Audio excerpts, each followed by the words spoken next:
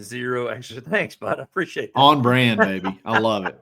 I love it. That was the thing is we talked the other day and Lori said, have you, my wife, she said, have you guys thought about like as far as sponsors? I saw this thing the other day and it was like something for health. I was like, honey, we can't do that. When you look at the video, what part of health jumps out? I said, if I'm going to endorse a product, I need to actually use it and like slim down. That's why I just knew that gym had no chance. Oh man, I got to find a donate place fast. There you go. Send the check. Even these Diet Mountain Dews, I got to switch to regular Mountain Dew. Like a hot wings joint or something. Yeah. Something of that nature. So listen, there has been a ton going on, including Scottie Scheffler just absolutely blowing the doors off the entire field this past weekend.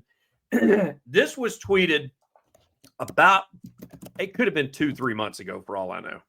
But Phil Mickelson had a bold prediction of, and now everybody took this the wrong way too, by the way, compared to the way I take it. And I'm not like a huge Phil fan, but he said, here's a hot take. Scottie Scheffler will not win a tournament prior to the Ryder Cup. And everybody was like, buddy, I mean, it is a pretty bold take to say that the number one ranked player in the world is not going to win a tournament. Yeah. However, I think he was basically referring to, this is how I took it. He's just going to have a bunch of top tens throughout the season and not be able to pull off a win. However, that got completely erased this past weekend. Yeah, in a big way, as he just completely blows out, like you said, blows out the field. Wins by what, 9 shots? Yeah, and man, if you're Van Rooyen and you're playing with him, you're 8 under and you're getting your ass beat. Like, well, you go 8 under. Hey, if you tee off, you're like, man, if I can go 8 or 9 under, I might have a shot. You know, I might have a shot to at least make him think about it. Not only do you not have a shot, but you actually lose a shot. I think Scottie shot 9 under, if I'm not mistaken. Something crazy. Yeah, because he started off 23 under and he ended 32 under. So that's 9 under. Unbelievable. Ben, there was a time when I think it was on hole 12. Okay, and this is TPC Craig Ranch. A lot of people complained about the course. I thought it was a cool course. I don't know why they were. I think they were talking about it was too easy. I'm with Colt Knost on that. Colt Knost said you still got to roll the ball. You still got to play the ball. Like exactly. You can't. I don't care that it was lift, clean, and place. I understand that they're getting a perfect lie every time. Yeah, just like you do, bub, at your home course when you get to pull it out of a divot or you get to roll it in the fairway. They got to do that too. But even still, like on 12, he had just birdied 11. On 12, he hits it just barely out of the fairway, and it's super deep rough. And they're talking about this is the worst lie they've seen in the rough all week. And he just kind of hacks it out and until he's got a good wedge number, hits it to 5 feet and knocks in the putt for par. Like Kyle, his game is in. He made a birdie from 240, par 3, 240. Hit it with he almost hold it.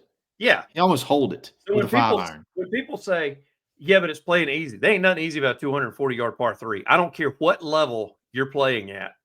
Even if you go, oh, that's a perfect, I don't know, hybrid for me. That's a perfect 5-wood. That's a 3-wood for me, hoping I hit the green. Yeah. And so that's what gets me. So, yeah, he was golfing his ball. I thought it was cool because I forgot he didn't get to play here last year since they moved it to this course. This is where he made his quote-unquote PGA Tour debut, even though it was an amateur. He was an amateur when he debuted there. Yeah. As like a 15-year-old or something. And so there's a lot of history there, and he was finally able to play it. He likes the course. I can tell you that.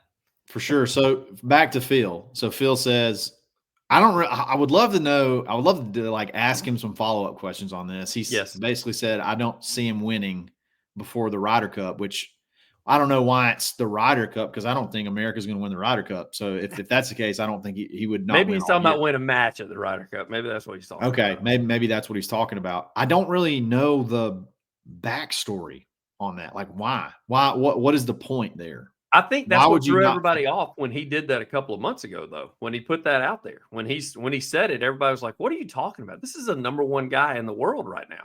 And the way golf rankings work, it was going to take something miraculous for him to lose that number one spot. Yeah. Like you don't bet against the number one guy in the world that is finishing. By the way, just about every tournament, he's been a top 10 finish. So something's got to give. He's going to win at some point. It's just a matter of when did he make that declaration? Like, what was the date on that? Oh, I remember seeing it minimum a month ago. It could have been more than that. He he caught flack as soon as it came out because even other tour pros were jumping in his mentions.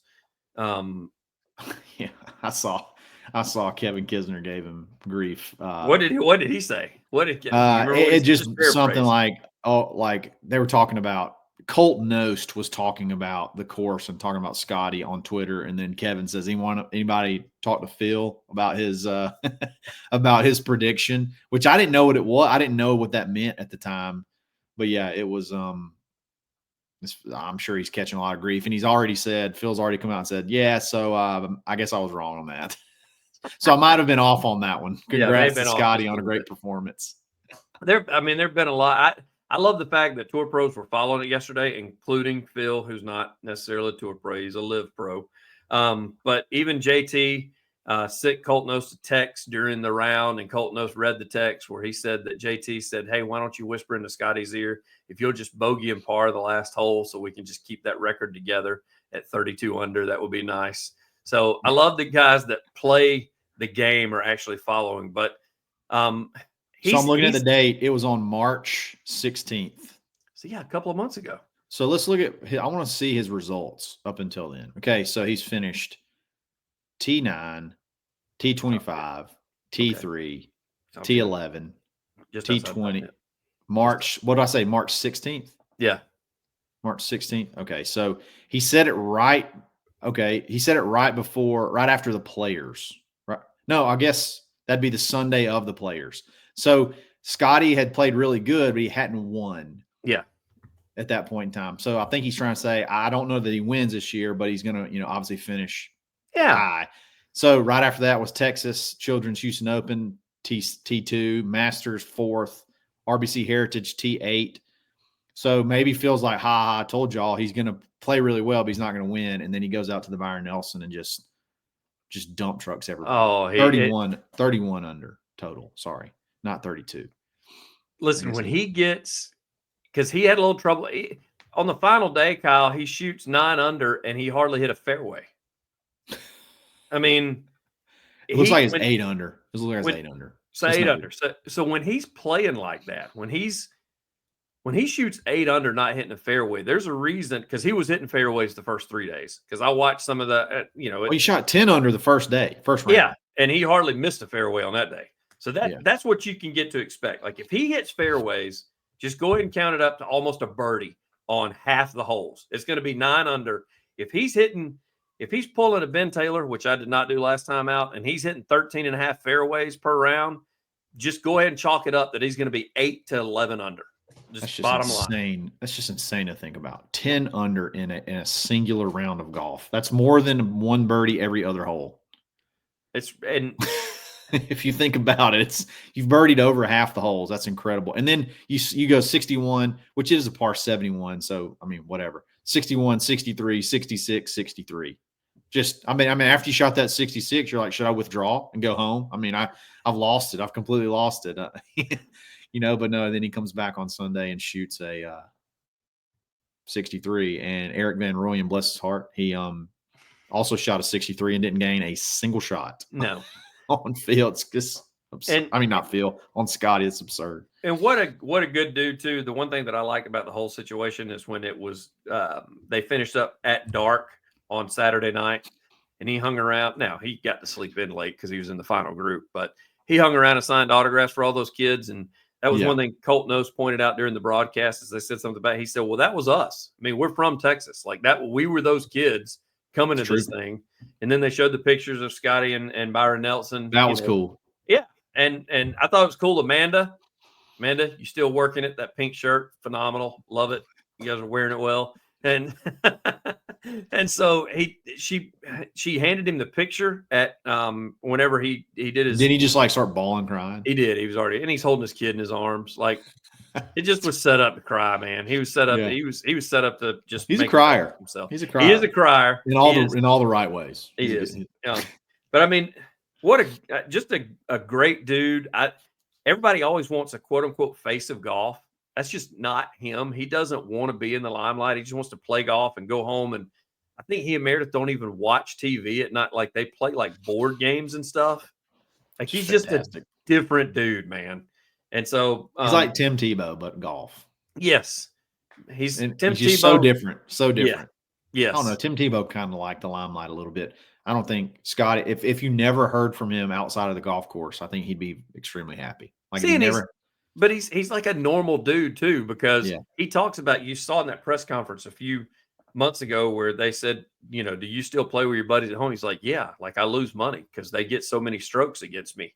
Like he plays against his lifelong friends. I mean, this would be you make it to the PGA Tour and you still come back and you still are banging around with us and losing money to us because you've got to give us 18 strokes aside, and because he's a friggin' +9 or whatever at his home course. So speaking of which, he gets to play with Grant Horvat, by the way.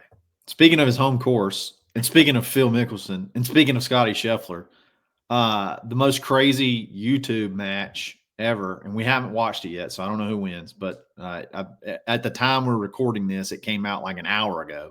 Yeah. And it's not so much who wins that I care about. It's the fact that Grant Horvat is putting out some ungodly content lately. Yeah. It's incredible, and I can't figure it out.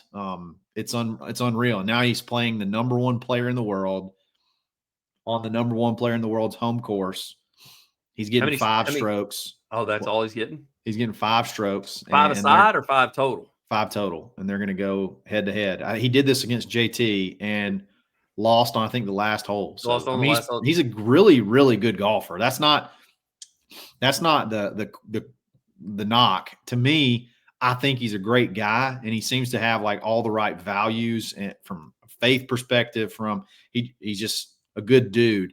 But to me, he's just not mega entertaining in and of his, like, just himself. Like he does some stuff where it's like, watch me go try to shoot 72 at TPC Sawgrass and stuff like those. To me, aren't that entertaining. But when he's got Phil Mickelson as his scramble partner, and they're going and playing guys like John Rahm and what's the quarterback from the Bills?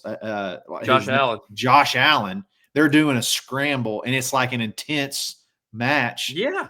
That is incredible content. This guy, Grant, has figured, he's won life, and it blows my mind. Like, why not us? He decided to take the route of YouTube golfer, because Phil asked him that in one of the first matches that they played. Phil said, what are you doing? Like, you've got the tools to try to get to the next level. Why are you not why has this not become a full-time job? Like, why have you not hired somebody like we hire to take you to the next level and get to the PGA Tour? And he had no bones, but he was like, I just can't do it. Like, he's like, I'm not that good, and I'm enjoying this, and I love putting out content and doing the YouTube thing. He'd be so dumb to do. He would now. To get rid of. Yeah, he's making more money than probably half the guys on tour. Without a doubt. Without a doubt. Are you kidding me? Like, he's smoking these guys in revenue. I'm sure he's got ownership in a apparel company now. Yeah. Phil gave him ownership in his gummies or whatever, with that 4 Wellness company. He's got ownership in his new irons that he's put out. Tacoma iron. Yeah. I mean, it's crazy. It's crazy. And he's a good golfer. I think he could probably, if he did it full time, he probably could, make it on some mini tours. But again, the content right now is where it's at. I watch him for a totally different reason than I watch like Bob Does Sports or Foreplay. Like, to me, they're about that would be like watching us play golf. I watch him now because he's playing golf and kind of hanging there with tour pros, like legends. It's just crazy. Like, how does Phil Mickelson become your partner in business just off of doing golf YouTube videos? That's just insane. Yeah, because he didn't play at Arizona State. Yeah, like there's no connection. Yeah, I can't even figure out where that connection came from. It is and the thing is, I don't know if you've seen this or not. So while we're on here, we'll talk about other content guys. Bob Does Sports, and they got Fat Perez and all those guys. So this dude Grant is just a wholesome dude. Like, they're loading up on a plane, and they did not know, and nor did Grant know, that they were on the same plane to go somewhere. And as they're going through the cabin, Bob is filming it, and he sees him, and literally the look of happiness that he saw another content creator on the plane, and like they bump fists and all that kind of stuff. And Grant's over there like trying to get his stuff together, and he's just grinning like a child that just saw his best friends. Yeah. And so he doesn't bash anybody. He doesn't like do anything controversial. He just wants to play golf with tour pros, and they're like, cool, we'll let you film it too. That's awesome. Yeah. And it's phenomenal. It is. You know, some of the TaylorMade guys, that stuff makes sense because TaylorMade really foreplay kind of helped get this to that. But like TaylorMade really got big into the content creator space, and you see them they do their content creator days where they bring them all down to, I guess, the Kingdom or wherever it is down there, and then they do like 2 days worth of all kind of shoots. So it makes sense when Grant's a part of that now to have a lot of the tour TaylorMade guys. Scottie is a TaylorMade guy. Yeah. So it makes sense for that. But like when you're getting also matches up with Justin Thomas and, you know, Phil Mickelson's not a TaylorMade guy. John Rahm's not a TaylorMade guy. No. Like I know Liv also invested heavily into the content creator game. Like they partner up with these guys a good bit, but boy, talk about hitting it at the right time. Like, I can't wait. I mean, I'm going to watch it as soon as we get done with this. Like, I'm going to watch it. So it's good stuff. Ben, it's working, man. And we had this discussion. It's working. All right. Those of you that are just catching up with us. So Kyle tells me, he says, hey, I got a new swing coach. Yeah. And this was the last pod. Of course, he didn't warn me going ahead into the pod, like, who it was. I thought that he just snagged a buddy that saw something and he just took off with it. And he goes, artificial intelligence. And I go, what? Specifically ChatGPT. Yeah, specifically ChatGPT. And here's the thing. Here's the best part of it. He and I have played since then. He's walking me through what I need to do with ChatGPT. And I'm not going to. You're not going to do it at all. I'm not going to do it. I number one, I'm self-taught. I've never taken a lesson a day in my life. There's no point bumping up close to 50. I ain't starting now, Kyle, especially from a robot that I don't even know who's on the other side. Nobody. That's the thing. He is getting better. I'm telling you, it's Ben. We played. All right. Now, you could attest to this, okay? I'm not going to set you up with anything here. You just tell from the first time we played recently to the second time we played recently. Is there a difference? Yeah, he's improved. I don't remember how many strokes. I put it to you this way. The first time we played, I think I shot 79 or 80 and Kyle shot, I don't know, 83, 84. Yeah, something like 100%. that. 100%. And next time we played, reverse those roles. Kyle shot 77, 78. On a harder course. I shot 83, 84. Yeah. Yeah, on a tougher course, by the way. Yeah, on a tougher course.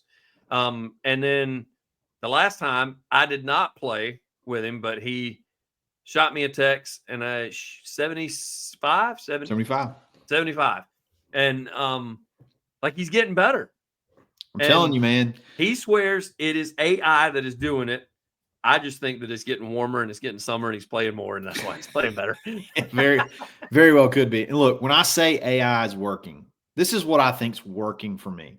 Okay. And again, and I think this is what it all boils down to is I'm thinking more about my game, and I'm thinking more about the aspects of where I lose shots. Yeah. And then I talk to ChatGPT about it, and ChatGPT gives me the solutions and gives me things.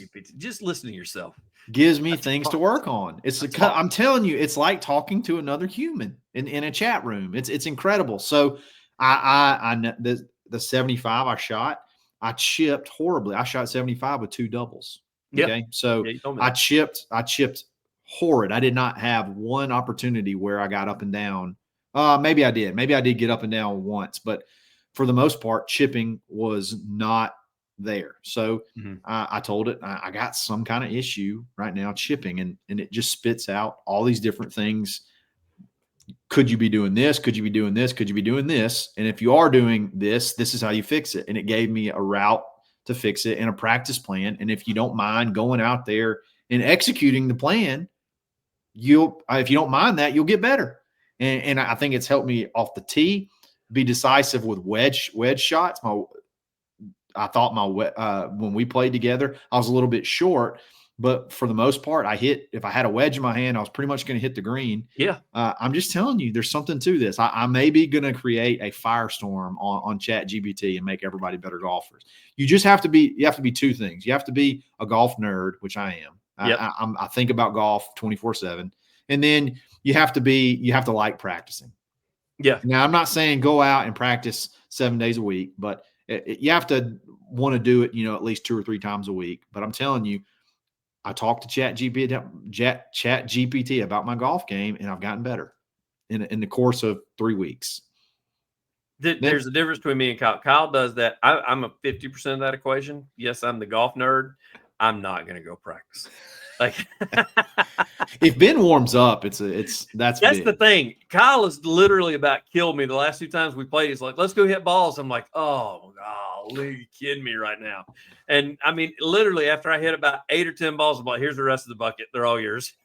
Yeah. Yeah, you legit hit first of all, this is Ben's routine.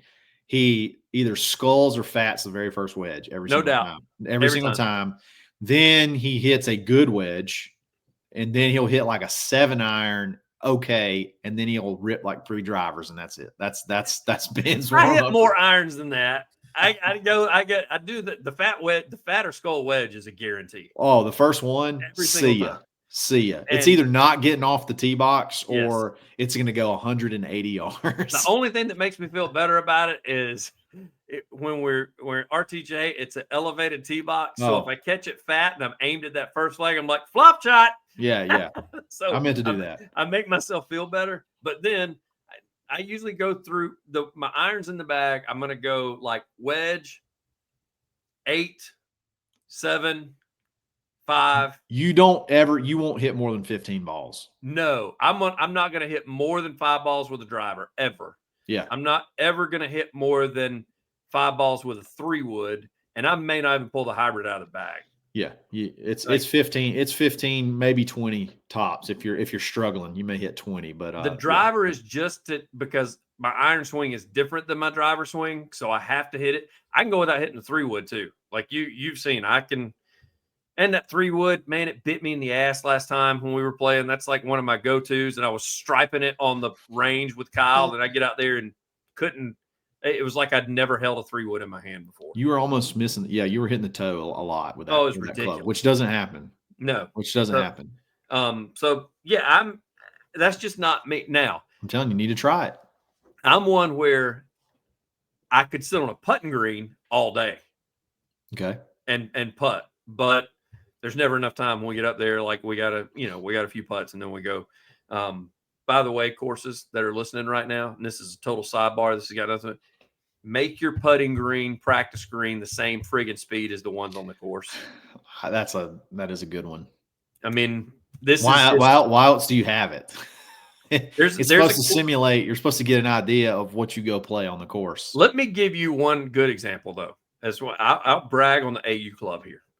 AU Club has got a fairly flat putting green out by the pro shop.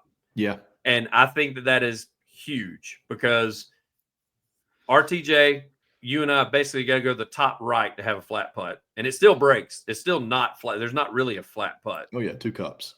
Easy. SOG, it is all downhill. Everything. Everything is downhill. I have not gone to Pines Crossing yet, so I don't know what theirs is. It used to be flat, but they said they tore it up and put a new one down, so I don't know what they've got. So I understand. Mill's pretty flat. It's got some really good. You still got to go to the right side though, because even there when you walk out of the pro shop, like it's downhill. Everything's downhill. So, I get it. there was one pro told me one time, he's like, well, you got to have a place for water to run off. True. I was like, or you get somebody out here to squeegee the hell out of it when it gets wet. How about that? So, what if it's an off day though? Yeah, you got a good point. So I would like to see, because there are very few practice green. And this is at resorts. When I went to Pinehurst, same way. When I went down to South Florida, same thing. There are very few practice greens that are like what you're going to see once you hit the course. Yep. There's my sidebar. There's my rant for the day. Sorry, Kyle. You're good. Start to take away from your AI. No, man. I think everybody needs to try it. Give Chat GPT a try. It's already bringing my handicap down. It has paid dividends. I will say this. He is. I am playing more golf though. I am playing. But I will give you more. I'll give you credit. I don't think y'all understand. He actually does practice. Most amateurs do not, or when they do, they don't work on anything. He's taken what AI has given him, and he actually takes it out there to the practice range, or to the putting green, or to chipping area, and he actually uses it. Sure. As you and I have talked about, going out and there's actually, it's as bad as it sounds, when I'm warming up with you, I'm actually trying to do something. I'm working on something. Whereas you see so many people, like when you and I go to the range, we see other guys that they're just hitting the hell out of it. They just don't hit care. The ball. Yeah. Just hit it. And you can't do that. Like, you got to have some sort of mission.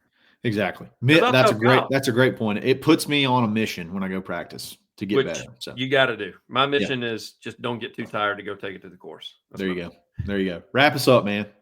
Hey, that's it. Dad Bod Golf Pod. You guys catch us wherever you can on audio, as well as hit the like and subscribe button down there on the YouTube as well. We're going to try to, I know we say this every week, and try to do better. The good news is when you don't hear from us, that's because Kyle and I probably have played golf that day. We got stories to tell. And we do have stories to tell, so it'll be better the next week whenever you catch us. So exactly. Speaking of which, catch us on the next time. We are Dad Bod Golf Pod, and we are always stroking.